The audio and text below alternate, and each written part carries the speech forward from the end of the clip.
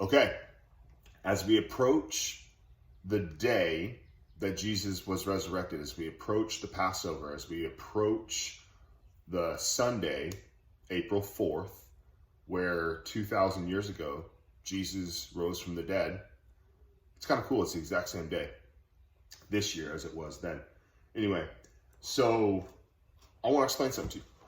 I'm going to read from my book that I'm about to finish, which is Life of the Messiah, Yeshua, Life of the Messiah by Dr. Arnold Fruchtenbaum.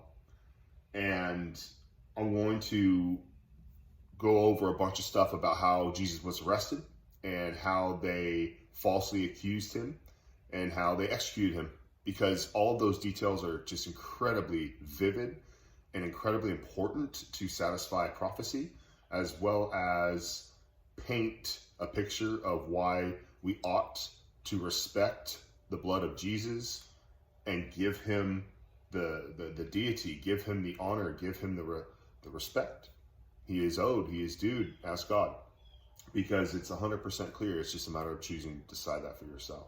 So check this out. When Jesus died on the cross and he was separated from the Father spiritually, he suffered a spiritual death as well as a physical death. There were 3 hours where there was darkness over the land, where God was unleashing the wrath on his son. Check this out. And this is scripture right here. And it was now about the 6th hour, and a darkness came over the whole land until the 9th hour, the sun's light failing. And that's recorded in Luke. So I'm going to read this to you. Darkness covered the entire land, and apparently some of the surrounding territories. It extended for 3 full hours, from noon until 3 o'clock in the afternoon, normally the brightest time of the day. The gospel writers implied this darkness was extensive, and other records confirm their reports. Archaeologists have uncovered 3 writings from the same period that mention the phenomenon. 2 of the records come from Egypt, south of Israel, and the others come from Asia Minor in what is modern-day Turkey, north of Israel. The first writer was Dionysius, a Greek scientist living in Egypt, who reported experiencing this darkness while in the city of Heliopolis.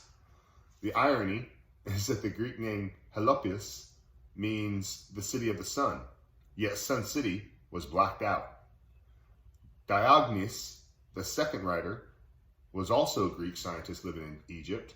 Although a pagan, Diogenes had a measure of spiritual insight, and his reaction to the darkness was rather profound. He wrote, "Either the deity himself suffers at this moment, or sympathizes with one that does." He wasn't there, bro. He wasn't there witnessing all that was going down. He just witnessed the darkness hundreds of miles away and was like, something's going down right now. Ain't that interesting? So, Diogenes could not have known that both statements were true. The deity God, the Son, suffered in that darkness, and God the Father and God the Spirit sympathized with him as he suffered. Dude literally prophetically announced what was going on, and he had no clue he was saying what was really happening. The third writer was Phalegon of Tralles, a Greek from Asia Minor. He was one of several educated freedmen employed by Emperor Hadrian, and was the author of various books. In his historical compendium, Olympiads, he wrote, "There was a great and remarkable eclipse of the sun above any that had happened before."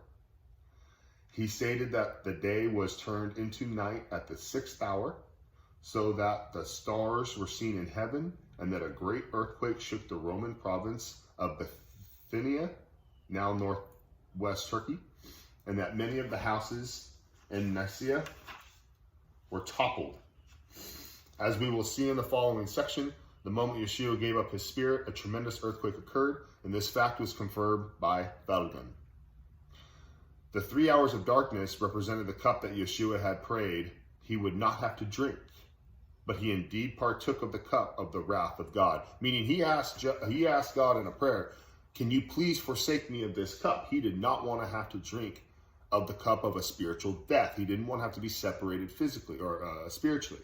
But God the Father said no, because that was not part of the will. The will of the Father always prevails. Doesn't matter how spiritual you are, doesn't matter how great of a believer you are, doesn't matter if you're sinless in Jesus' case. If it's the will of the Father, it's the will of the Father, and it stands. This referred to his human spirit, not his divine spirit. For 3 hours he was separated from God the Father, which remains eternal and unchangeable. Sorry, let me start over. For 3 hours, the 3 hours of darkness represented the cup that Yeshua had prayed he would not have to drink, but he indeed partook of the cup of the wrath of God. This was the period of Yeshua's spiritual death. For 3 hours he was separated from God the Father. This referred to his human spirit, not his divine spirit, which remains eternal and unchangeable. The theological significance of the 3 hours of darkness is the spiritual death of the Messiah. He didn't die as God. He was spiritually cut off from the Father in a way that he had to experience so that we could all relate. There is something to this that is left to be discussed in heaven with Jesus, with God. I'm sure there are plenty of very educated Christians who have some questions for God. I think we all do. And that's totally understandable because there's nothing perfectly clear. Because God wouldn't make it so easy. It's not like we're just programmed robots, right? So obviously the darkness over the land was seen and felt. Obviously there was something going on. Huge. Now let's go back. Let's go back, yo. And I want to talk to you about how he was arrested. So y'all remember hearing about how Peter took a sword and cut off one of these guards' ears. And Jesus quickly touched dude's ear and it healed it. And that was the only miracle where Jesus healed somebody physically in front of everybody immediately. In that type of situation, it was absolutely necessary because the guards would have killed Peter, and that wasn't part of the will of God. And that not a sparrow will fall from the sky outside of the will of God. Peter had his day and time to die, and it wasn't that day. So whatever action he did out of free will, God the Father all of a sudden quickly had a miracle for him because that's what was necessary. Check this out. Peter then decided he would take action and pulled out a sword. Peter, therefore, having a sword, drew it and struck the high priest's servant and cut off his right ear. And that's in John 18, verse 10. There are several Greek words for sword, and the one used in this verse is macharia, which refers to a long ceremonial knife with a single cutting edge. By this action, Peter at least temporarily proved his claim during the last Passover that he was willing to die for his Lord. Imagine the scene. On one side were 400 to 600 Roman soldiers, an unknown number of Jewish temple police, and many other people, just regular citizens, all carrying swords and clubs. Peter, on the other side, pulled out his lone knife. He quickly proved he was a fisherman and not a soldier by profession. He swung at someone's head. He tried to kill the dude. He missed, cutting off the man's right ear. However, he demonstrated some wisdom by attacking the high priest's servant, who may or may not have been armed, rather than a Jewish police officer or a Roman soldier. Interesting. By using the definite article, Matthew indicated it was the servant, this one in particular. The Apostle John provided the most detail because his family and the high priest's family happened to be friends, which is why he knew that the servant's name was Melech. Yeshua quickly stepped in and touched his ear, thus healing the servant's severed ear. By doing so, he no doubt saved Peter's life. All four gospel writers recorded that Peter sliced off the man's ear, but only Luke recorded the healing of the ear, showing his interest in the medical side of these things. For him, it was significant enough to mention. Dog, homeboy was missing an ear 5 seconds ago and Jesus touches it and puts it back on. It's perfect. The fact that these dudes didn't record that, but only Luke did, and must have just not even hit him. It was so what? So anyway, Yeshua proceeded to teach Peter 3 lessons. Oh, hey, let me go back. Notably, this was the only miracle Yeshua performed on a fresh wound and on an enemy. Though he did it to save Peter's life. Duh. This is a sign of Yeshua's victory in the spiritual warfare in the Garden of Gethsemane. The cup which the Father has given me, shall I not drink it? John 18:11. He asked not to have to drink the cup, but realized it was God the Father's will for him to do so. Therefore, nothing would interfere with his drinking of this cup, not even Peter. This marked Yeshua's personal victory over his agony. Yeshua proceeded to teach Peter 3 lessons. First, all they that take the sword shall perish with the sword. There is a proper time to use a sword, such as in personal defense and in defense of the state. However, for issues of the faith, believers must turn the other cheek and willingly become martyrs. Second, this is a spiritual conflict, and it was to be fought by spiritual means. Yeshua had at his disposal 12 legions of angels, and he could have called upon them at will, but he didn't. He did not need Peter's long knife. Third, all this was necessary for the fulfillment of prophecy. These things had to happen to him because they were part of his messianic credentials. Addressing those who came to arrest him, Yeshua declared, "But this is your hour in the power of darkness." The hour refers to what he anticipated in the Garden of Gethsemane. He was ready to face the wrath of man and the wrath of God. When the disciples realized that Yeshua would do nothing more to defend himself, they left him and fled, thus fulfilling the Messiah's prophetic words that they would scatter and disperse. As previously mentioned, sometimes the author of a biography wrote himself into account when he witnessed an event. That is why John referred to himself as the disciple whom Jesus loved. Mark did the same thing. In passing, he mentioned that a certain young man was present when the soldiers seized Yeshua. When they tried to also arrest the young man, they took hold of his clothing, and he fled naked, leaving a linen cloth in the hands of his would-be captors. In keeping with the way biographers wrote in those days, this young man was John Mark, the author of the gospel. Yeshua underwent 2 distinct trials, a religious Jewish trial and a civil Gentile trial led by the Romans. Kind of like in today, you have your criminal trial and you have your forfeiture trial. So you did something wrong, fine, but they also stole all your stuff, meaning the cops, so you have to fight to get your stuff back, which is your civil case, and you have to fight for your innocence in your criminal case. So these guys had a Jewish trial and a civil Gentile trial. Blasphemy was the issue in the religious trial, but not in the civil trial. Both trials had 3 distinct stages. Here we go. The trial before Ananias. This was the first stage of the religious trial, and its purpose was to establish a religious charge. If everything had gone the way the religious leaders had intended, they would have had false witnesses lined up, ready to testify. However, the events caught them by surprise. They were not organized and were still looking for specific charges to bring against Yeshua. Verse 14 makes it clear that the trial, which was about to take place, was a farce. The verdict had already been determined, and the sentence was decreed well before the trial. So these cats already had discussed, here's what we're going to do, here's how we're going to do this, let's go make it happen. And they didn't have any charges. They just knew they were going to arrest Jesus and put him to death. They just didn't exactly have it all together. According to the Gospel of John, the arresting forces led Yeshua to Ananias first. So the band, the Roman cohort, and the chief captain, the leader of the cohort, and the officers of the Jews, the temple police, seized Yeshua and bound him and led him to Canon first.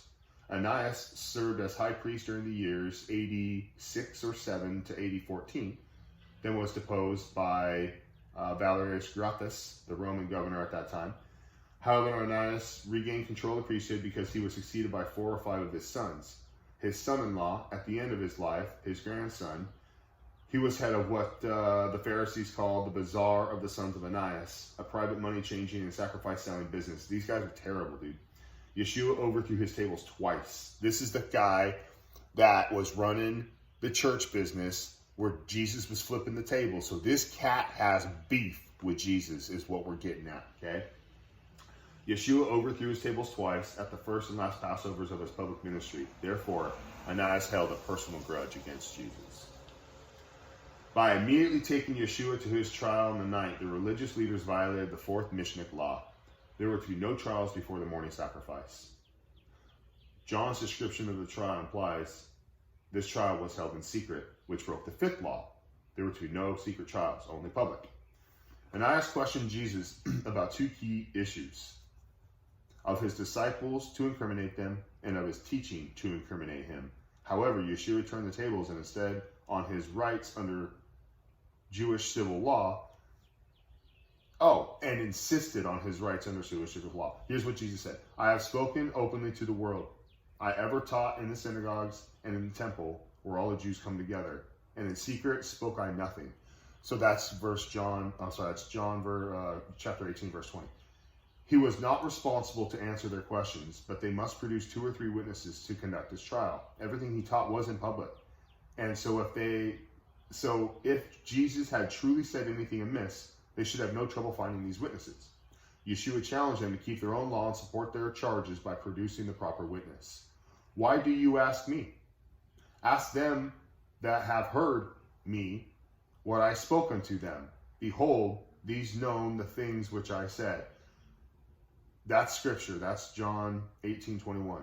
For this response, which was Jesus' right to make, Jesus was smitten. This was the first of several mistreatments Yeshua suffered that night. He responded, if I have spoken evil, bear witness of the evil. But if well, why do you smite me? They were conducting an illegal proceeding. So Jesus called them out and said, where they at, dog? Surely you got people that can prove this. Bring them up. The first stage of the religious trial concluded without the authorities establishing a specific charge. The lack of organization, the element of chaos, and the confusion which characterized the first stage were also evident at the beginning of the second stage. The religious leaders were ill-prepared to conduct the trial because none of this was supposed to occur on the night of the Passover's observance. However, Yeshua had forced their hand by identifying the traitor, and so they were confused and disorganized. This was the second stage of the religious trial. As mentioned in earlier, Caiaphas was Ananias' son-in-law, and he served as high priest during the years AD 18 to 37. He had led the religious leaders in rejecting the first sign of Jonah, the resurrection of Lazarus. Yeshua's trial took place in AD 30, a few years after the midpoint of Caiaphas' high priesthood. Luke noted that the Sanhedrin gathered into the high priest's house, thereby violating the 6th law. Sanhedrin trials could only be conducted in the hall of judgment of the temple compound. The Sanhedrin was comprised of 71 members, carefully divided along party lines, 24 seats, whatever.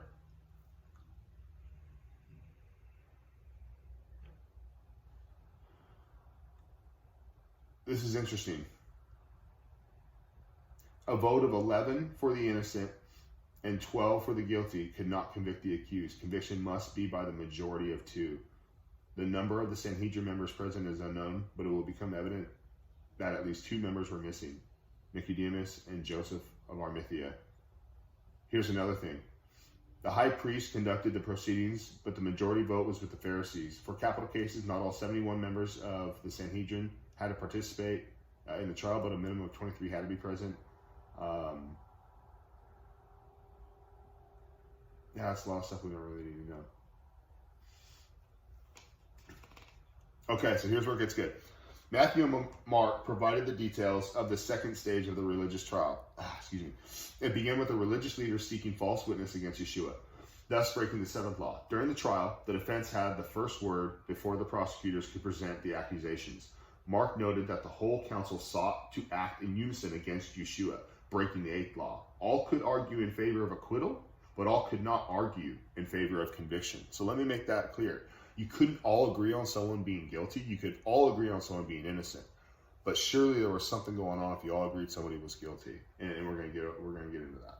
The religious leaders presented one false witness after another, trying to find two in agreement, but one by one their testimonies were disqualified. This demonstrates the disorganization of the whole process. After several attempts, the prosecutors found two men who seemingly said the same thing and formally presented them to the court. However, when each testified individually, they ended up disagreeing. And not even so did their witness agree together. And that's Mark 14:59. A comparison of Mark and Matthew reveals a crucial point of difference that disqualified their testimonies. Mark quoted one witness as saying, "We heard him say, I will destroy this temple that is made with hands, and in 3 days I will build another made without hands." Matthew quoted the other witness as saying, "This man said, I am able to destroy the temple of God and to build it in 3 days." The question came to this: did Yeshua say, "I will destroy this temple," or did he say, "I am able to destroy the temple"? The first is a statement of intent. The second, a statement of ability. This discrepancy disqualified the two witnesses. So by Jewish law, Jesus should have been released. Case dismissed. Failure to do so broke the 9th law. There were to be 2 or 3 witnesses, and their testimony had to agree in every detail. So, these two cats come up, and they got different stories, and they don't coincide. The details are not perfect. So, literally, they don't really have much against him. They're kind of stuck. The specific charge the religious leaders desired, disrespect of the temple, did not materialize. Only this offense would have had to merit under Roman law. Generally, during that time, the Sanhedrin lacked authority to put anyone to death under Roman law, with the exception of this one charge. If they proved that the person had shown disrespect toward the temple, the Roman authorities allowed them to execute the perpetrator. However, they could not find 2 witnesses to establish a charge against Yeshua. So that was out. This all frustrated Caiaphas. And the high priest stood up and said unto him, "Do you answer nothing? What is it which these witnesses against you? What is it which these witness against you?" Asking Yeshua to speak before the 2 witnesses broke the 10th. Asking Jesus to speak before the 2 witnesses broke the 10th law. There was to be no allowance for the accused to testify against himself. Exercising his Jewish civil rights, Yeshua held his peace. Legally, he was not obliged to respond at this point. All of this further exacerbated Caiaphas, so he put Yeshua under oath. "Yeshua, I adjure you by the living God that you tell us whether you are the Messiah, the Son of God." In a Jewish court of law, the phrase "I adjure you" means to put someone under oath. Based upon this statement, Caiaphas obviously understood that Yeshua claimed to be Messiah, and he clearly understood that the Messiah was supposed to be the Son of God. Mark quoted Caiaphas as saying, "Are you the Messiah, the Son of the Blessed?" In the Jewish mindset, the term "the Blessed" is a substitute for the name of God. A person placed under oath in a Jewish civil court of law had to answer. Yeshua responded positively, saying, "I am," meaning, "I am the Messiah, the Son of God." He added that someday they would recognize the truth of his claims. "Henceforth, ye shall see the Son of Man sitting at the right hand of power and coming on the clouds of heaven." They would see him seated at the right hand of God the Father, and they would see him coming again in the clouds of heaven. The second coming will be visible in hell itself. Mark's gospel records Yeshua using the same distinctive phrase, saying that the religious leaders would see him sitting at the right hand of power. This demonstrates the Jewishness of both gospels, since power was another term for God. The verdict and sentence. Several things then happened in quick succession. First, the high priest rent his garments. Generally, the high priest was forbidden to rend his garments. How they shred them. The one exception was when he heard a blasphemy uttered, but Yeshua had not blasphemed God. So Caiaphas broke the 11th law, which prohibited the high priest from tearing his garments. Second, Caiaphas, the chief judge, originated the charge of blasphemy. He has spoken blasphemy, breaking the 12th law. Judges could not initiate the charges. They could only investigate charges brought to them. So you got to understand something. Now the judge is calling out Jesus. You can't do that, dog. The judge is to judge. The judge is not the prosecutor. The judge is not the arresting officer who's then going to give that to the district attorney, and they're going to indict you with charges. You understand? These charges get filed. You are then served a warrant. A warrant is out for your arrest. They come arrest you, or you willfully go down to county. You get checked into county, and you can place a bond for yourself and get out. Or if you're held with no bond, dog, you sit in county until your trial. That's how the game is played. So Caiaphas broke. Okay, so he ran his ground. Okay. So Caiaphas, okay. Third, the high priest stated. Okay, back. Because the specific charge was blasphemy, Caiaphas also broke the 13th law. The accusation of blasphemy was only valid if the name of God itself was pronounced. Third, the high priest stated, what further need have we of witnesses? This was a magnanimous statement given that his witnesses had all been disqualified, including the two whose testimonies had originally seemed to agree. This broke the 9th law again, and requesting condemnation on the basis of what Yeshua had just said also broke the 14th law. A person could not be condemned on the basis of his own words alone. Nevertheless, the religious leaders answered and said, he is worthy of death. They were so butthurt with him. And they pronounced Jesus guilty while it was still nighttime, which broke the 15th law. A verdict could not be announced at night, only the daytime. Blasphemy was a capital offense. Therefore, announcing the guilty verdict on the same day as the trial broke the 16th law. In the case of capital punishment, the trial and guilty verdict could not occur at the same time, but had to be separated by at least 24 hours. Dude, these guys are just rewriting the book in order to get this done. It's hilarious. It's not funny. This is what people do. People are so stupid. Furthermore, the religious leaders quickly condemned Yeshua without properly voting, thus breaking the 17th law. Voting for the death penalty had to be done by individual count, beginning with the youngest, so the young would not be influenced by the elders. Mark specified, and they all condemned him to be worthy of death. The word all indicates a unanimous decision. Here we go. By Jewish law, Yeshua should have been released, and failure to do so broke the 18th law. A unanimous decision for guilt showed innocence. Since it is impossible for 23 to 71 men to agree 100% without plotting. You cannot all agree. Not all of us are going to agree, dude. Even when we like the same things, we don't all agree. Unless there's a plot. Unless there's some sort of thing behind it. Furthermore, in declaring he was worthy of death and announcing the death sentence on the same day as the guilty verdict, they broke the 19th law. The sentence could only be pronounced 3 days after the guilty verdict. So, okay, fine, you're guilty. The sentence could only be pronounced 3 days after. There's a waiting period. No, we're doing it. We're announcing it. We're making it happen. Let's go. Next, some of those present at the trial began to spit on him and to cover his face and to buffet him and to say unto him, prophecy. And the officers received him with blows of their hands.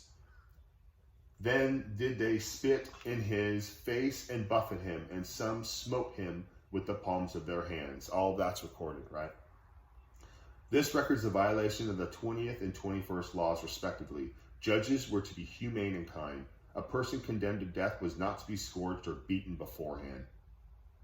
This was the second mistreatment Yeshua suffered this night. As some men hit him with their fists, some slapped him with the palm of their hands, an open hand slap, and some spit into his face. Yeshua thus suffered what are considered to be some of the highest indignities under Jewish law, and all were punishable by fines. Hear me out on this. You know, the guys that broke into the Capitol, that rushed the Capitol, dude, they are picking them off one by one, bro. They are throwing the book at them, right? Now, we don't hear nothing about Antifa. We don't hear nothing about Portland getting burned down. We don't hear nothing about people going after them. Maybe a few of them are getting in trouble. Maybe not. But, dude, they are absolutely DNA searching the floor and tying fools up who done did a a 23andMe or whatever that little DNA thing is that tells you what your ancestry is. Dude, they're able to connect them dots real good, bro. And here's what's up. Check this out. So them dudes that punch Jesus, that slap Jesus, that spit in Jesus' face, all these guys are supposed to be men of honor, man, men of code, men of law. Check this out. Yeshua thus suffered what are considered to be some of the highest indignities under Jewish law and were punishable by fines. To hit someone with the fist was punishable by a fine of 4 denarii. That's 4 days worth of work. To punch someone in the face is going to cost you 4 days of work. 1 denarii is equal to 1 day's salary, so 4 denarii equal 4 days' wages. Even more insulting was to slap someone with the palm of the hand. This was punishable by a fine of 200 denarii. We're talking over half a year's wages because you got upset and slapped someone across the face. Thus punishable of a fine of 200 denarii. Still more insulting was to spit on another's face. This was punishable by a fine of 400 denarii, over a year's salary. Obviously, no one was fined when they did this to Jesus. No one. No fines. Finally, this event took place between the first night and the first day of Passover, violating the 22nd law. No trials were allowed on the eve of the Sabbath or on a feast day. I mean, come on, you guys. All these things, first of all, had to happen because they were prophetic. In order for Jesus to be the Messiah, in order for the death and resurrection to be complete, all of these things had to be satisfied. He had to die a certain death on a certain day at a certain time. That's how we know God is in control. He allows all things to happen in his will. So the next part of this goes into Peter's denials, which is really interesting. You know that Judas killed himself because he felt so miserable. And he was like the one witness that was going to help them cats tie up Jesus. That's pretty interesting too. So understand this. They couldn't find the accusation. They couldn't pin him up. But they still were moving forward with this. But they had to figure out how they're going to move forward with it.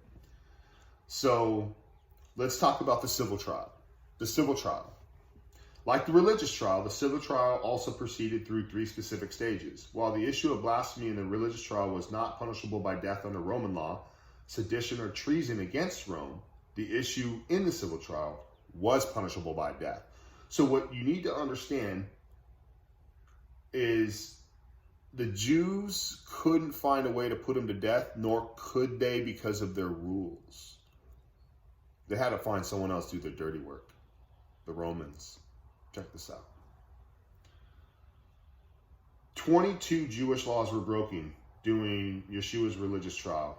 Only 2 Roman laws affected his civil trial. First, all proceedings must be public. Yeshua's trial was quite public, much to Pilate's later regret. Second, a trial was to begin with the accusers presenting formal charges for a crime that had to be punishable under Roman law. And for this, the religious leaders would have needed Judas, as he was their sole witness. So this is where it gets interesting. Pilate, born in Spain, was a Roman citizen and served as a procurator during AD 26-36. This trial took place in AD 30. At the midpoint of his term, in contemporary Jewish writings, Pilate was noted as being cruel, and his career ended when, after having ordered the massacre of a group of Samaritans, he was recalled to Rome to answer for what he had done. So he's a jerk. Although it was early morning hours, Pilate was up and dressed. He expected the trial, since earlier he had released the Roman cohort to Judas. John noted, they led Yeshua, therefore, from Caiaphas into the Praetorium, and it was early, and they themselves entered not into the Praetorium, that they might not be defiled, but might eat the Passover. Because the Passover is mentioned, some assume that Yeshua ate his Passover a day early. However, he observed the Mosaic law perfectly, down to every yod and tittle, and the law specified the day of the month Passover must be observed. So undoubtedly, Yeshua obeyed that commandment. The pronoun they refers to the chief priest. Jewish families ate their Passover meal on the first night of Passover. at 9 in the morning of the first day of Passover, the special sacrifice, the chigagat, was made, of which only the priesthood could eat. It was offered immediately after the regular morning sacrifices and was roasted and eaten later that day. If, however, the priest became ceremonially unclean before the chigagat was served, they could not eat of it. One way to become ritually defiled was to enter the home of a Gentile. Bing! That was why the chief priest did not enter a homeboy's crib. Attempts to find an accusation. In keeping with the second Roman law, Pilate asked, "What accusation bring ye against this man?" So they're like, "All right, what's up? What are you guys accusing him of?" At this point, Judas should have stepped forward, but Judas was dead. Instead, the religious leaders responded, "If this man were not an evildoer, we should not have delivered him up onto you. Hey, we wouldn't be here if this guy wasn't guilty, yo." Duh.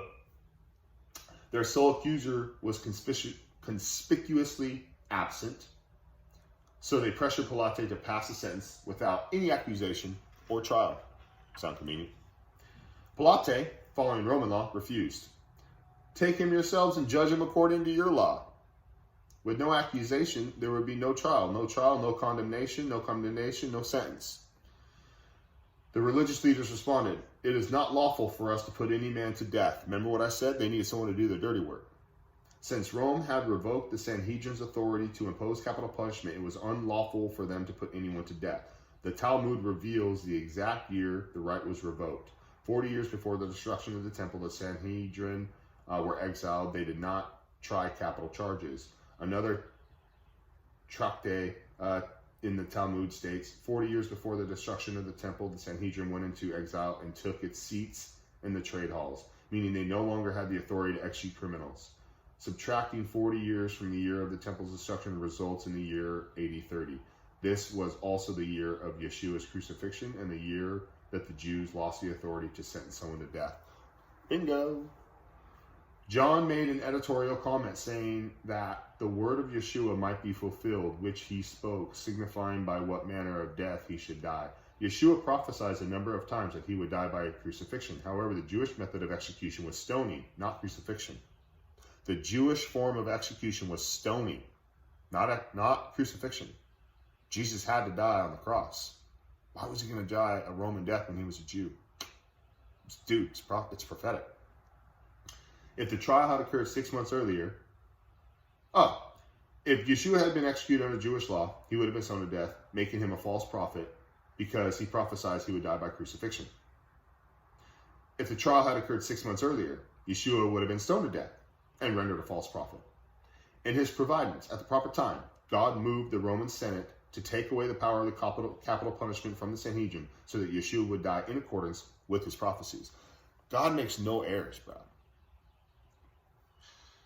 When the religious leaders realized that Pilate required a proper accusation to proceed, they claimed Yeshua was guilty of sedition on 3 counts. First, we found this man perverting our nation. They accused Yeshua of perverting the nation by mixing truth with hearsay and therefore fomenting a rebellion. Second, they accused him of forbidding to give tribute to Caesar, a treasonous act. They obviously lied because Yeshua said, "Render unto Caesar the things that are Caesar," meaning he didn't pay his tax or whatever that crap was. Third, they reminded Pilate that Yeshua claimed to be Messiah, a king, and therefore a competitor to Caesar. They were just trying to dig up whatever they could, bro. Trust me, he's going to compete with you. You don't want him. The conversation with Pilate. Once Pilate had a specific charge, he proceeded. In Roman trial, after the indictment was officially presented, the accused was questioned. Pilate asked Yeshua, "Are you the king of the Jews?" Note that he did not ask him, "Are you the Messiah?" The question from his perspective as an official to the Roman government was, "Are you really a competitor to Caesar?" To clarify the issue, Yeshua responded to Pilate's question with one of his own. I love it when Jesus does this. "Do you say this of yourself, or did others tell you it concerning me?" You asking for you, or are you asking for someone else, dog?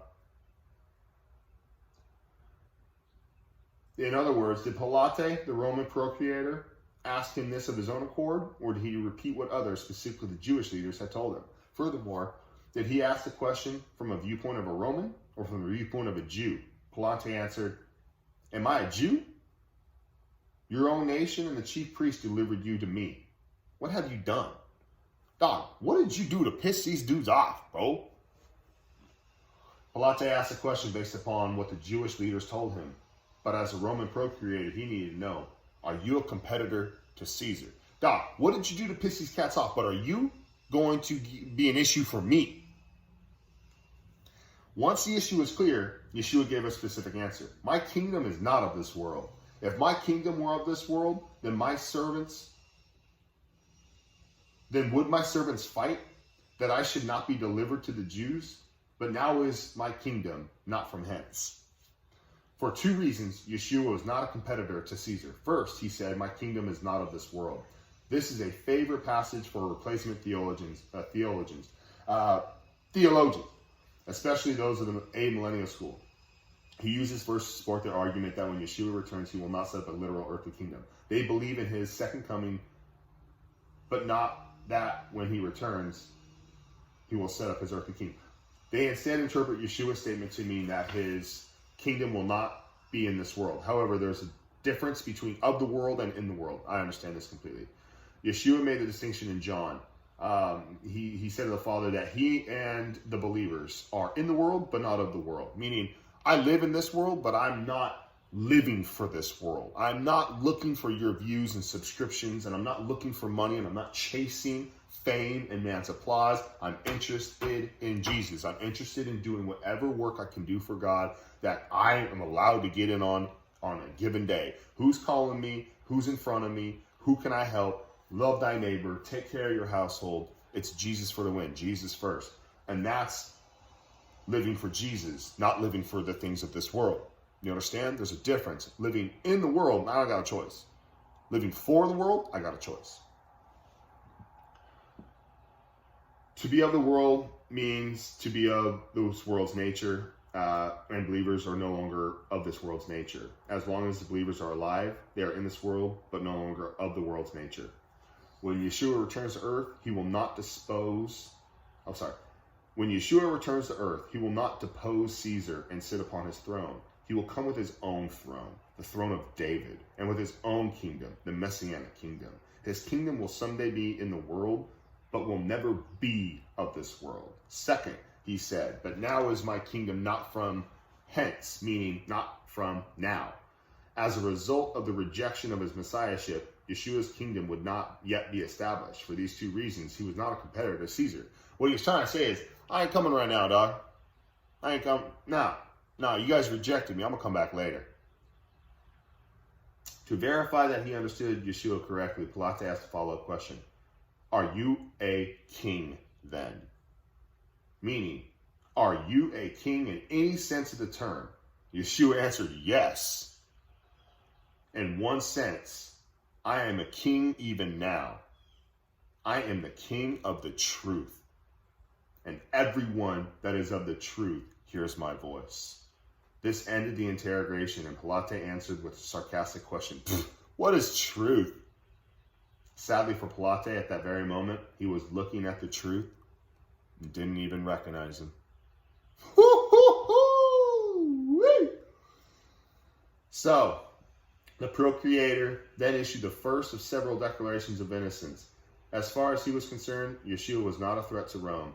The first declaration of innocence was rebuffed and countered with many other accusations, and the chief priest accused him of many things. I want you to understand this. Homeboy's like, this guy ain't guilty. This guy ain't guilty. And those chief priests, the Jewish Jews, were like, started barking like a band of Yorkies, bro. And the chief priest accused him of many things. Yeshua responded with silence. When Pilate asked him to defend himself against these charges, Yeshua no more answered anything. And he gave him no answer, not one word. As the accusations were blurted out, some mentioned that Yeshua was from Galilee, but they were more urgent, saying he stirs up the people, teaching throughout all Judea, which is Jerusalem, and beginning from Galilee, even to this place. The mention of Yeshua's Galilean origin gave Pilate an escape from the situation. This is where it gets really interesting. So these guys are firing off things, and Pilate's just kind of like, whatever, and he took one in, and it got him. It struck a nerve. Listen, The mention of Yeshua's Galilean origin gave Pilate an escape from the situation. While both Samaria and Judea were under his jurisdiction, Galilee was under the jurisdiction of Herod Antipas, who also came to Jerusalem during the festivals to help maintain order. So Pilate was like, I know what I'm going to do. Pilate sent Jesus to him. I'm going to have you deal with this guy. I'm going to have you deal with this ain't my territory. That's his problem. Herod Antipas was the son of Herod the Great. About a year earlier, he had beheaded John the Baptist. So this is the cat that had John the Baptist beheaded because of that stupid girl, and he made a bet with her or whatever, right? So here's the thing.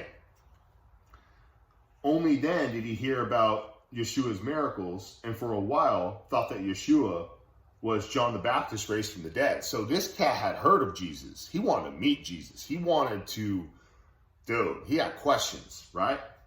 He had wanted to meet him in person for a long time. Pilate now sent Yeshua, a Galilean, to Herod Antipas because he was under Antipas' jurisdiction.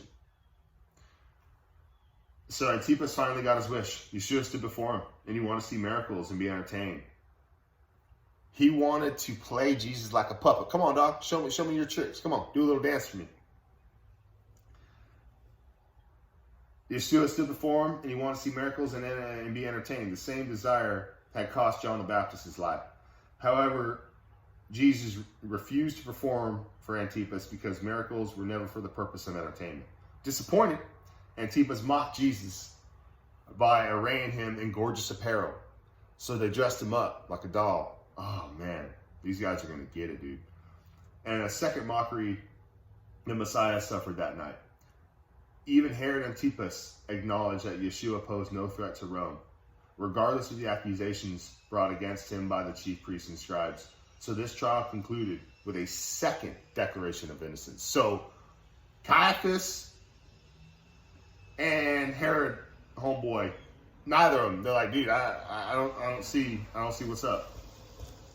So, or Pilate. So Luke observed, and Herod and Pilate became friends. So it's not Caiaphas.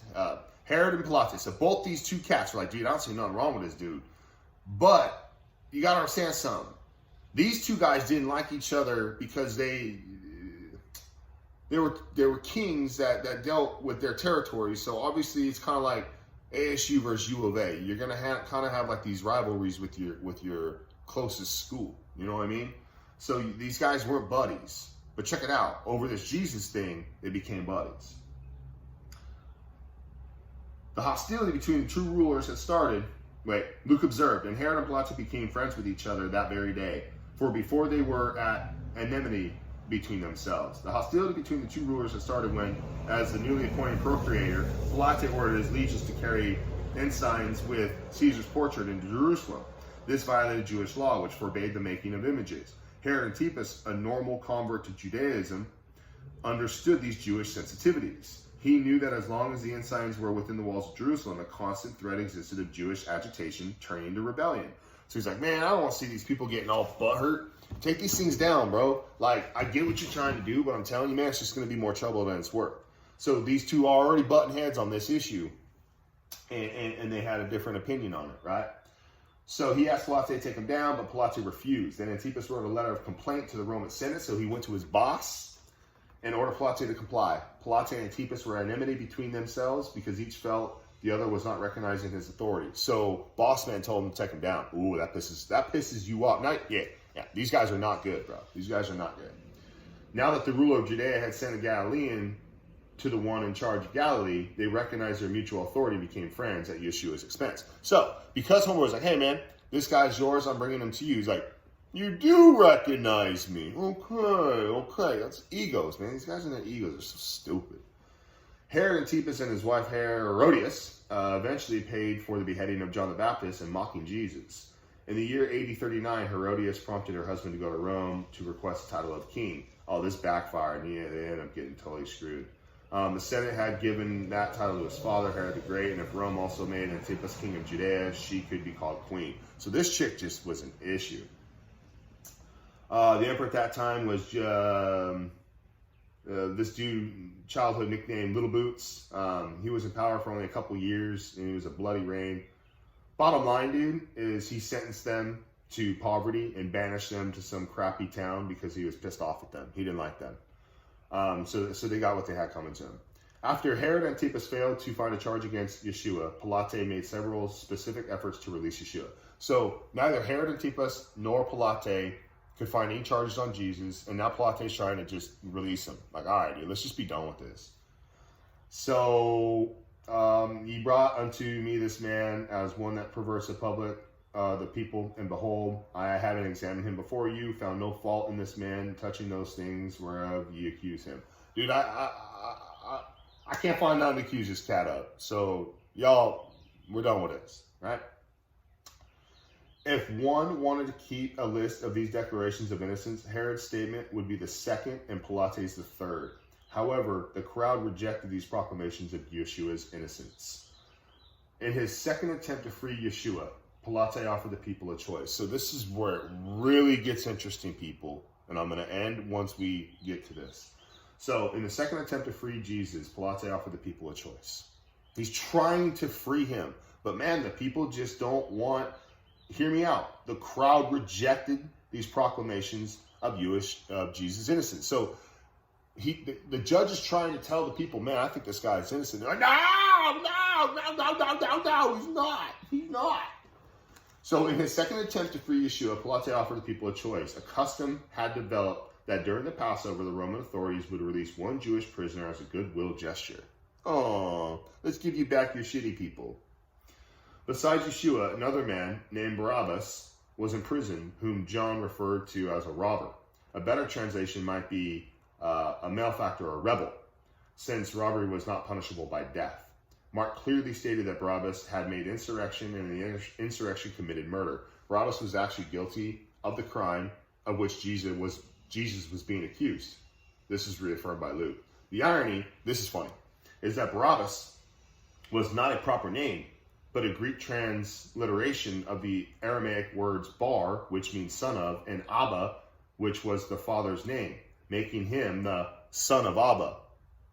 The Gospels do not give his actual name, probably to avoid confusing the reader. However, other sources reveal that his name was also Yeshua, Jesus. This is amazing. Which was a common first century name. So two men shared the same name. One was guilty of sedition, and the other was accused but innocent of sedition. Even more ironic is the fact that Barabbas' father's name was Abba, which in Aramaic means the father. So Barabbas' name and title was Yeshua, the son of the father. One bore the name and title, but the other was a true Yeshua, the true son of the true father. How about that, yo? Two men were brought forward. Pilate tried hard to release Jesus because he perceived that for envy, the chief priests had delivered him up. They just knew that there was something going on with these chief priests. They knew that there was envy. They knew that they were jealous. He could tell that they were jealous of Jesus, that Jesus was trotting on there. He could just tell. He could tell he was a competitor. He could tell that he was embarking on their turf. Gang war, man. As it was with John the Baptist, so it would be with the Messiah. The actual reasons were personal, but the charge was political.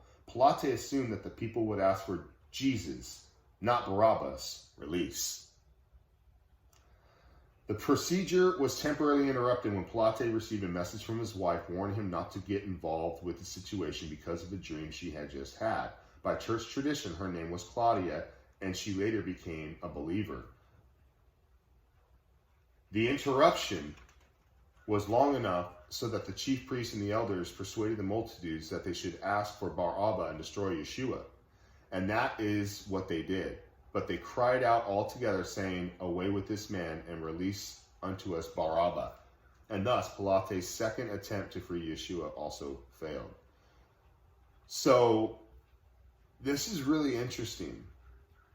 Homeboy wanted to release Jesus, but Homeboy's wife tried to warn him to not get involved But yet, all the people are chanting and saying, kill Jesus, release the criminal. Pilate made a third attempt to free Yeshua by satisfying the bloodlust of the crowd in a different way. Then Pilate therefore took Yeshua and scourged him. So they whipped and beat the piss out of him. And not in like a way that we understand. You got to go back in history and understand how the Romans did things.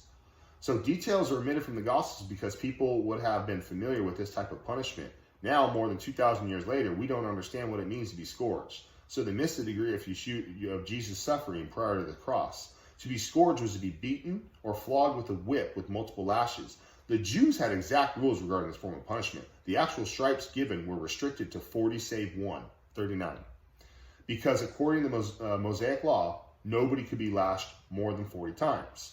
The Sopherim raised the question. Suppose the lasher was lashing, miscounted, and gave the victim 41 lashes and broke the law.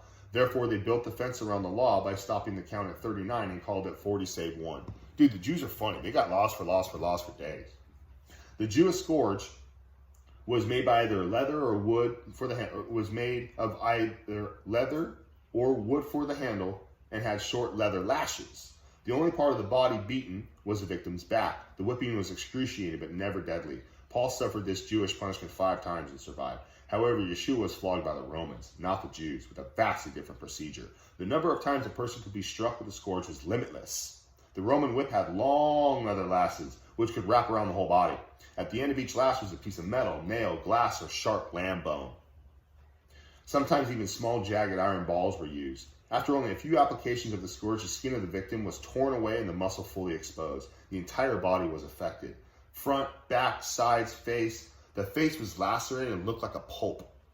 Paintings of the crucifixion often reveal a faulty interpretation of this scene, portraying Jesus' face intact except for a little line of blood on the brow from the crown of thorns. In reality, his face would have been a pulpy mass. By the time of Roman flogging was over, the family members no longer recognized the victim.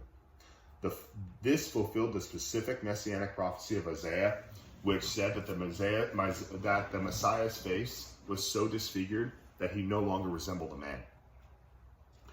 This was the 4th mistreatment Yeshua endured on that night, and he also suffered the 3rd mockery. The accusation was that he claimed to be king, so the soldiers plaited a crown of thorns and put it on his head, and arrayed him in a purple garment, a sign of royalty, thus mocking Yeshua. The thorns of some plants in Israel come to almost a razor-sharp point, so that even lightly brushing against one can cause bleeding. Merely placed on Yeshua's head after this scourging would have caused pain, but they kept striking him. If they struck him on the head, where the crown rested, surely the thorns would cut deeper and more painfully. The symbolism is important. Thorns symbolize the Adamic curse. Therefore, by means of his suffering, Yeshua bore upon himself the Adamic curse. Pilate, believing that this severe corporal punishment without a guilty verdict would satisfy the Jewish people, issued a 4th declaration of innocence. However, although the crowd saw that Yeshua was beaten to a bloody mass, they still cried for his crucifixion. My goodness, you guys. The guy is trying to release him and you're still not satisfied. Now, I know Jesus had to die and I know he had to be put to death. But man, the people are just hungry for his death. It's sad. All he ever did was perform miracles. All he ever did was heal people. All he ever did was serve. And people hated him for it. He disrupted the status quo. He freaked people out because the power couldn't control God's power. They can control us. They can tell us to wear a mask. They can tell us to pay money and obey. They don't have to obey their same laws. They don't wear masks. They don't pay taxes like we do. But they can control us. They couldn't control Jesus, dude. They killed him. They tried. Pilate made a 4th attempt to free Yeshua by again declaring him innocent of any crime. Without a sentence by Rome, he could not be executed. The Jewish leaders dropped the charge of sedition and returned to the real issue troubling them all along: Yeshua's claim to be Messiah. We have a law, and by that law he ought to die, because he made himself the Son of God. Since Pilate had a new charge, he had to conduct a new interrogation. This time, Yeshua did not answer any of his questions, probably because Pilate had previously received sufficient light to respond correctly, but instead sarcastically, what is truth, right? Obviously, there's no point talking to Pilate no more. Therefore, Yeshua gave him no further truth. Pilate, pressing for an answer, pointed out that he had the authority to release Yeshua or have him crucified, but Yeshua reminded Pilate that his authority was delegated. No, you don't have the authority. I have the authority. You would have no power against me, except it were given to you from above. Therefore, he that delivered me unto you has greater sin.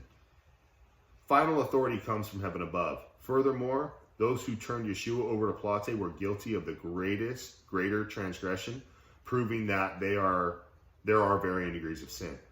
The great white throne judgment will judge the works of the unbeliever and determine the appropriate degree of punishment in the lake of fire. See, what people don't understand is this. There are varying degrees of sin that will vary your level in hell. But make no mistake about it, there is no sin so great that keeps you out of heaven, this side of death. You must believe in Jesus, death, resurrection on the cross, in your heart, confess it, show the works of it, meaning you don't just get to sign a marriage application, wear a wedding ring, and go cheat on your wife, call yourself married. It don't work like that. If you ain't married in your heart and you don't prove it, you ain't married. So you got to love Jesus and you got to make it known. But by accepting Jesus as your Lord and Savior, believing he died for you on the cross, that gets you into heaven regardless of what your sin background, regardless of what your sin resume. God doesn't define you by your sin. Satan does. If you are with Jesus, that's that.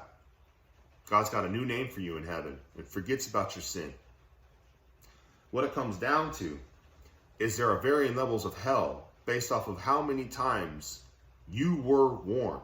You were tugged on your heartstrings, your God strings, your God-sized hole in your heart. You see, we all have eternity on our hearts. We all have a God-sized hole in our heart.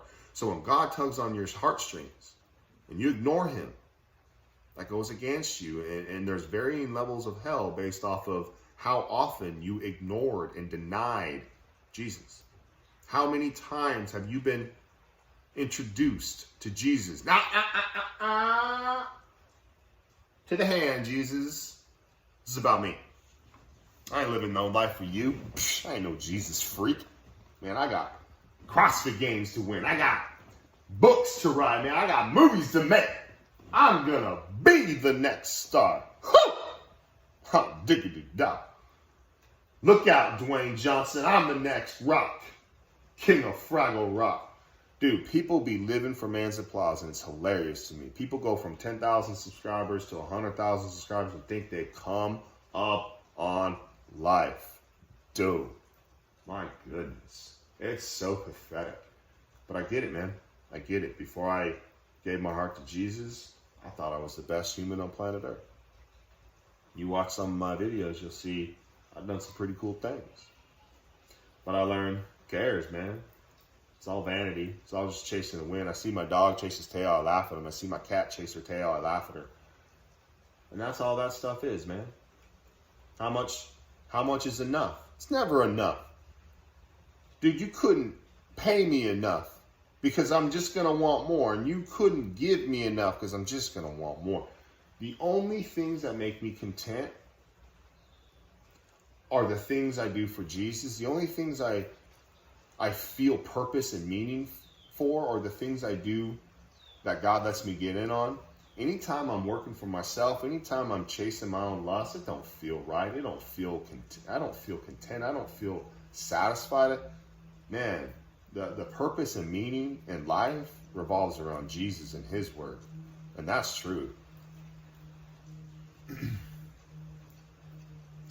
So what you got to understand is this. Pilate made a 5th attempt to have Yeshua released.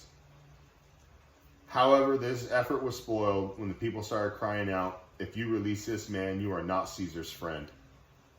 Everyone that makes himself a king speaks against Caesar. You got to understand something, man. While it sounded like an empty threat, it intimidated Pilate. See, these guys are so about their ego. They're so about their ego. That's all it took for these people to get Pilate to kill Jesus, was they picked at his ego as ruler. They said, dog, if you release this man, you are not Caesar's friend. Dude, you ain't us. You ain't with us. You ain't who you are. He knew in his heart he was doing wrong. He knew Jesus was God. But his ego got him. That's why we have free will. Make no mistake about this. It's a choice. That's why I'm reading this to you. That's why we're at a little over an hour right now.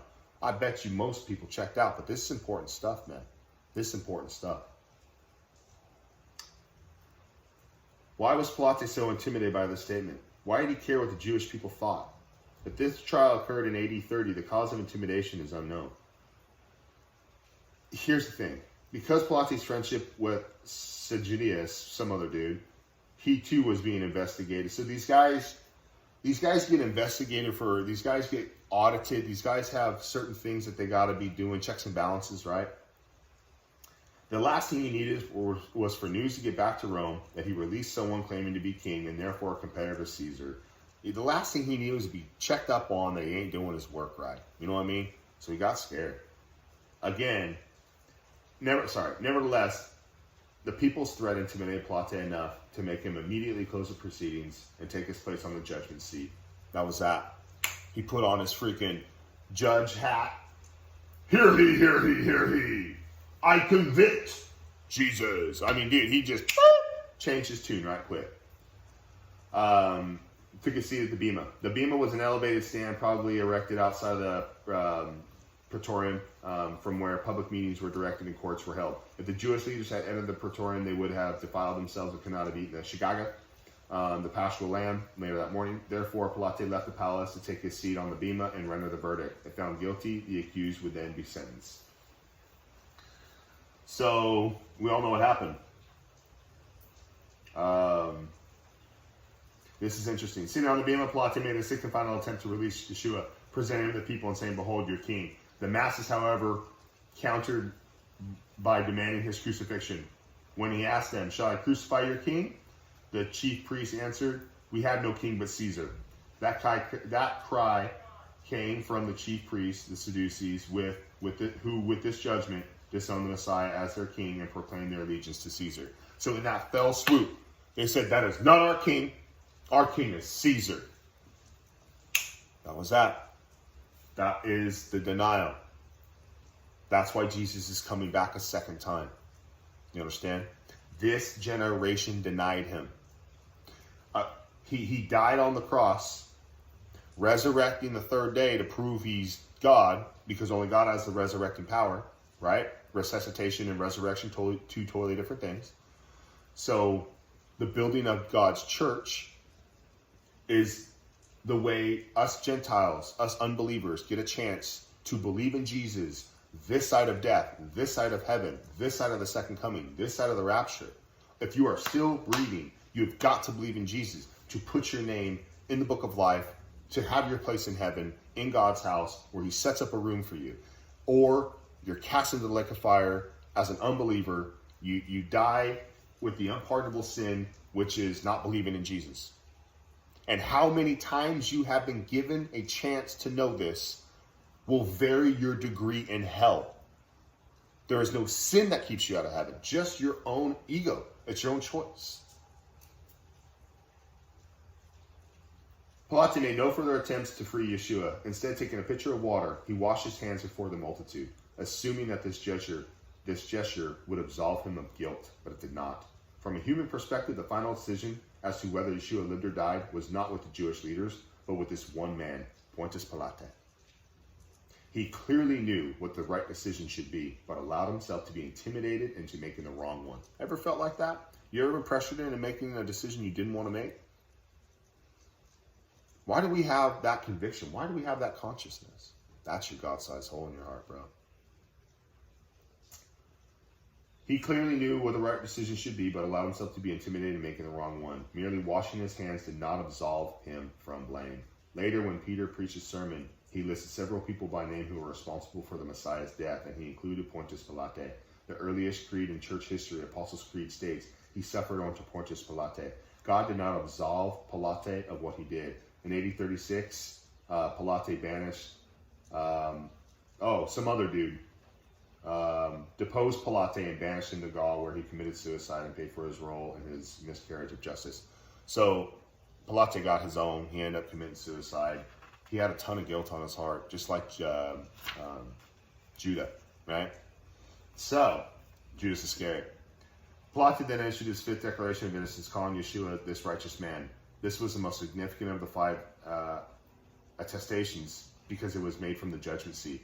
Still, all the people answered and said, his blood be on us and our children. They took upon themselves the curse of the blood, limiting it to themselves and their children. When the judgment for the unpardonable sin finally came in AD 70, it fell upon them and their children, fulfilling the curse. Matthew alone recorded this response, since he carefully traced the outworking of the unpardonable sin. Finally, Pilate issued the death sentence. While releasing Yeshua, Barabbas, there was a symbolic substitution in that the innocent one went to his death in place of the guilty one who was set free. Wow. All the details. It's all about the details. Then, therefore, he, Pilate, delivered him, Yeshua, unto them to be crucified. Having been turned over to the Roman soldiers, Yeshua suffered the 4th mockery of the night. Then the soldiers of the governor took Yeshua into the praetorium and gathered unto him the whole band of cohort. In Greek, the band means cohort, all the people. The cohort had arrested Yeshua earlier, and now it reconvened for the crucifixion. After stripping him of his clothes, they put him in a scarlet robe, thus mocking his royalty. Instead of a crown of gold, they placed a crown of thorns on his head and a reed in his right hand to mimic a royal scepter. After spitting on him, they took the reed out of his hand and used it to strike him on the head. This was the 5th mistreatment he suffered on that night. I mean, these guys were jerks, dude. These guys were total jerks. And there's a whole lot about the death and the crucifixion and all of those moments.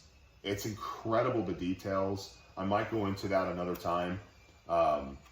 Just understand what I started with about the darkness and how the darkness was noticed in multiple other areas that weren't a part of this. So tell me again why you don't believe in Jesus. It's only the most undisputed fact in history that Jesus died on the cross. Thousands of people witnessed Jesus walk amongst his people for 40 days after his resurrection.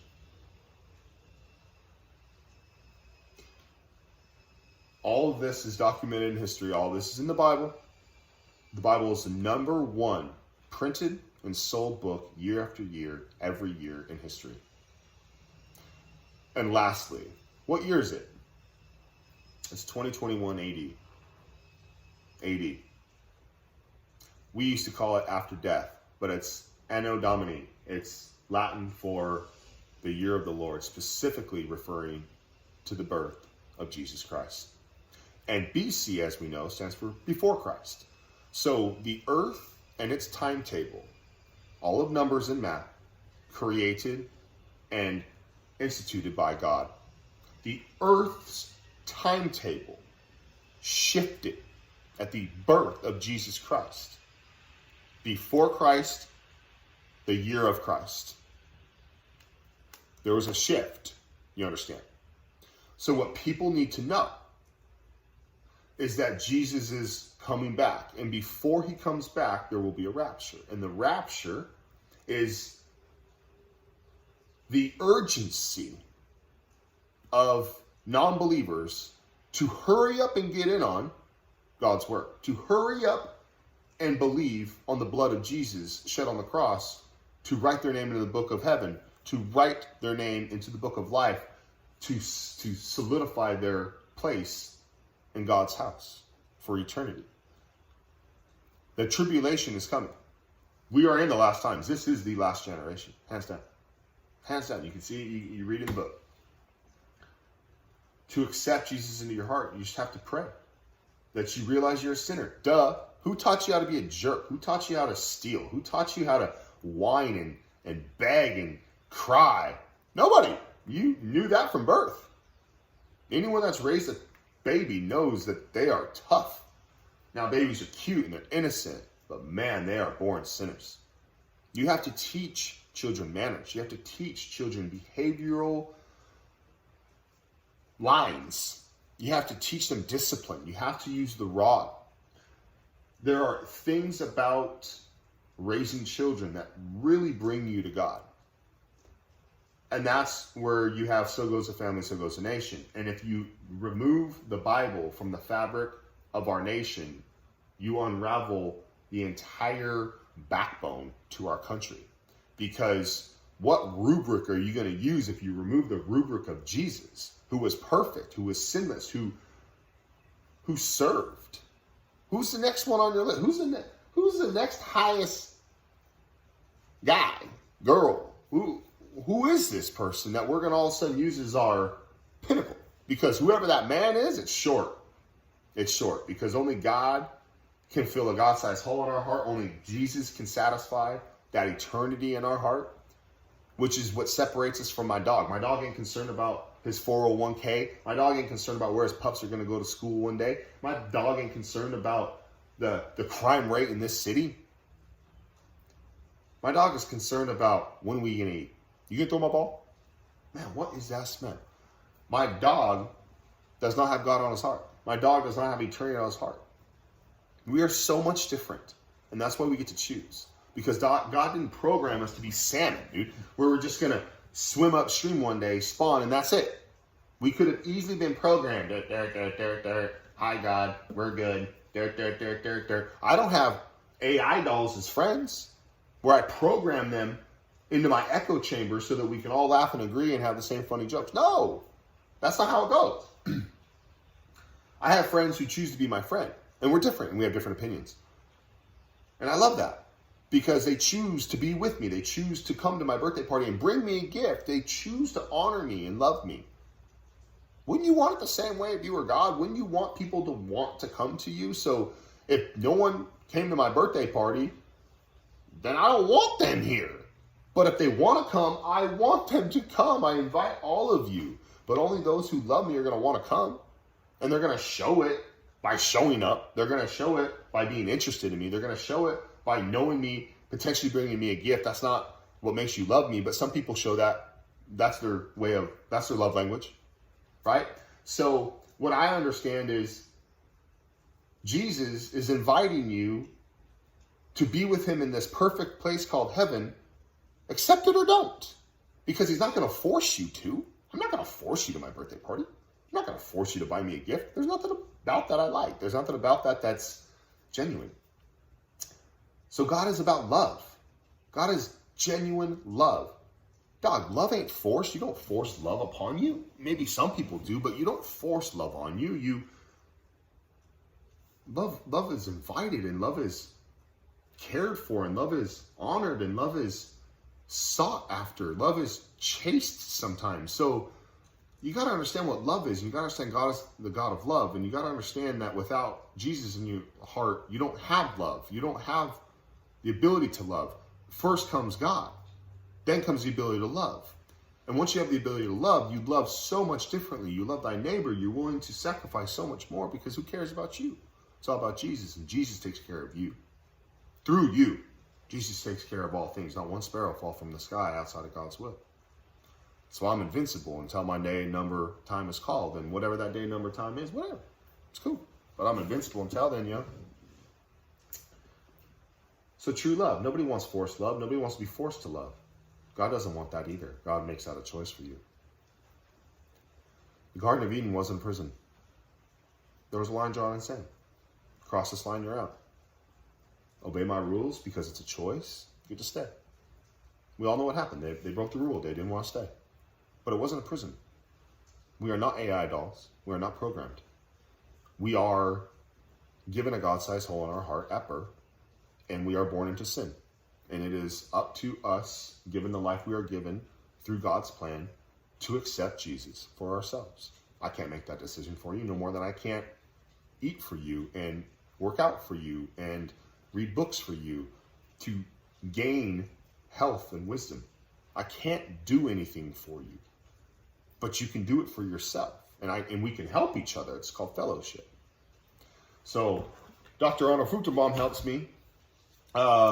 Tim Keller, there's a lot of great churches, a lot of great groups, there's a lot of great books, there's a lot of things that can help you break down a text message conversation, which is very difficult to break down because it's just a text message. And that's what the Bible is. It's a bit of a text message conversation. And it's written 2,000 years ago, various languages we don't really understand.